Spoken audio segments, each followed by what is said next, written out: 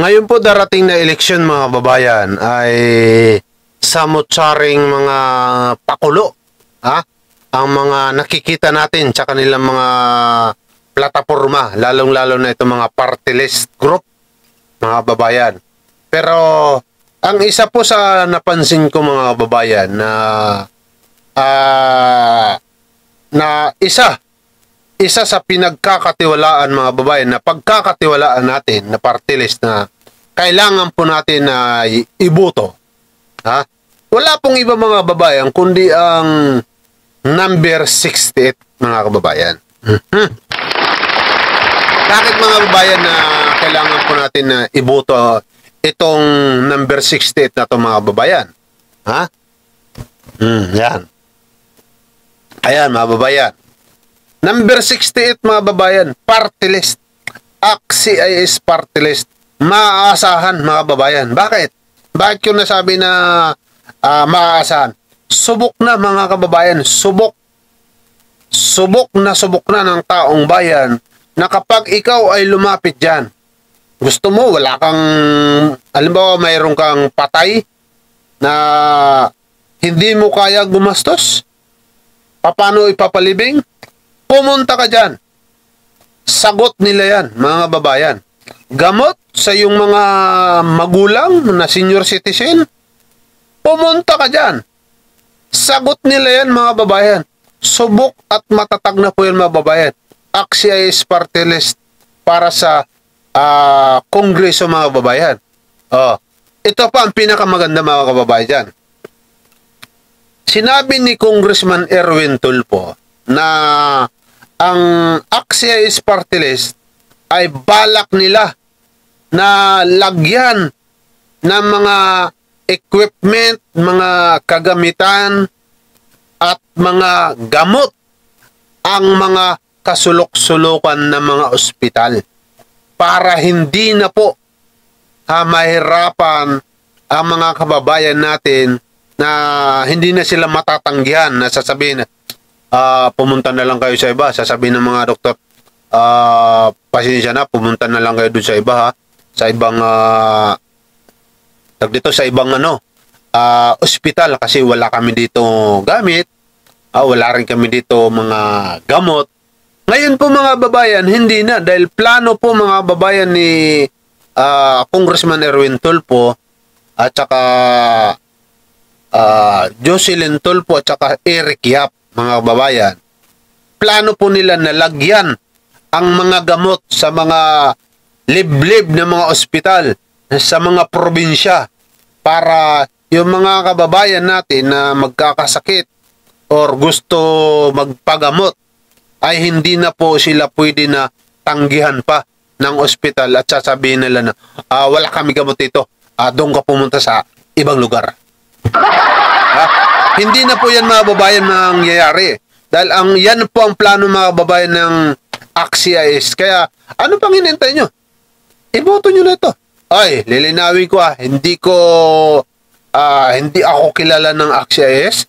Ako po ay pinapakilala ko lang po ito sa inyo dahil subok po ito mga babayan. Try nyo. Gusto nyo, kontakin nyo ako. Punta tayo dyan. Tutulungan kayo niyan. Walang halong bula yan, mga babayan.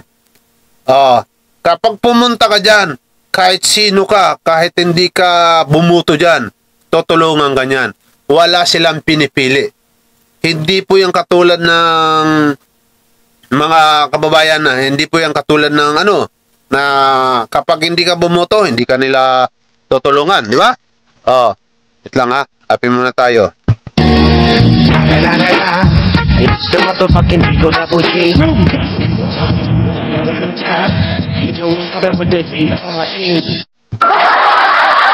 Tuloy na natin mga babayan.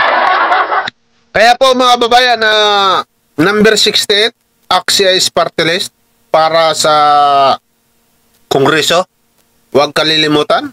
Ayan, iboto natin dahil maaasahan po yan mga babayan. Tagaan nyo sa bato yan. Kapag lumapit kayo dyan, kahit hindi nyo sila binoto, tutulungan kayo. Yan po ang kanilang mandato ang tumulong lang sa taong bayan. Kaya nga ang Presidente Bongbong Marcos, mga babayan, at ang Congress talagang saludo dito sa party list nito. Dahil mga babayan, ang trabaho po nila ay tumulong lang sa tao. Wala po silang pinipili, mga babayan. Hindi po sila pumipili ng tao. Basta, ikaw ay Pilipino. Ha? Nangangailangan ng tulong, pumunta ka dyan, tutulungan ka. Kaya yan ang kailangan natin na mailagay talaga, mga babayan, sa Congress. Para po yan sa atin lahat. Siguro sa mga mayayaman, yung may mga pira, yung may mga datong, ay hindi nila kailangan ito. Bakit? Hindi naman sila lalapit yan eh. Kasi nga may datong sila. Pupunta agad yan doon sa mga private hospital, sa mga St. Luke's. Yeah. Samantala, ang mga kababayan natin, yung mga katulad natin na wala naman masyadong kahit nga pambili ng gamot, inaasa na lang sa mga kamag-anak. Ito ang kailangan natin. Ito po ang AXIS Party List, mga babayan, ay para po yan sa mga kababayan natin na kapos, na hindi makaipon, nagtatrabaho lang para may makain, tapos pagdating ng kinabukasan, ubos na naman. Yan, para po ito sa inyo, mga babayan. Matutulungan kayo nito. Ito ang kailangan natin para sa Kongreso. Diba? Pinaka-dabis po yan, mga babayan. AXIS Party List. Iboto, dalhin muli sa Kongreso, AXIS Party List, para po yan sa atin lahat, mga kababayan. Wait lang, may mga anino-anino pa eh. May mga lumalabay-labay pa eh. Baka may mahagip. Boss nagla-live ako dito, tatama nga sa akin, ha? It's the motherfucking Eagle Double G.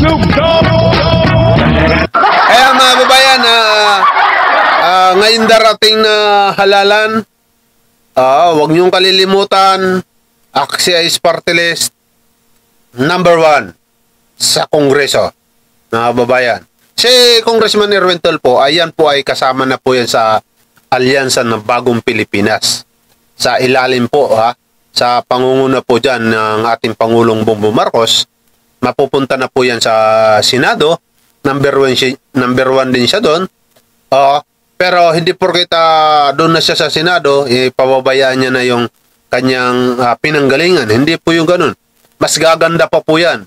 Kasi number 1 ka na sa Senado, panalo pa yung AXIS na pinanggalingan niya. Magkakatulungan po yan, di ba? Magkakaisa po yan para sa ikaganda ng serbisyo pa para sa taong bayan. Kaya palakpakan po natin ng AXIS Party List. Iboto, AXIS Party List. Hindi ako kilala niyan. Pinopromote lang po natin dahil napakaganda ng kanilang adhikain, mga babae. AXIS Party List para sa Kongreso. Number 68, mga kababayan.